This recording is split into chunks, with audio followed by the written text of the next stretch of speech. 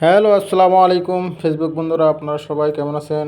আশা করি সবাই ভালো আছেন। আপনাদের মাঝে আরেকটা ভিডিও নিয়ে আসলাম। অনেকেই বলে যে রোজার মাসে অনেকে কম খায়। না ভাই, রোজার মাসে সবচেয়ে বেশি খাওয়া হয়। 12 মাসে যা খান তার থেকে বেশি রমজান মাসে খাওয়া হয়। রমজান মাসে আল্লাহ প্রচুর বরকত, রহমত, নিয়ামত দিয়ে থাকে। আপনি যদি 1 রাকাত নামাজ পড়েন, 70 রাকাতের নামাজ সওয়াব পাবেন। আপনি যদি নফল পড়েন, আপনি সুন্নতে সবেন, সুন্নত পড়লে ফরজ, ফরজ পড়লে 70 ডবল নামাজের সওয়াব পাবেন আপনি। আর খাদ্য আপনি হচ্ছে সারাদিন আপনি না খায় থাকেন, ঠিক আছে, কিন্তু সন্ধ্যের পর থেকে আপনি সারা রাত খেতে পারবেন। কিন্তু এতে কম খাওয়া হয় না। আপনি শুধু দুপুরে খান না, ঠিক আছে, কিন্তু তারপর ইফতারের পর থেকে শুরু করে সারা রাত খাওয়া, কত আইটেম।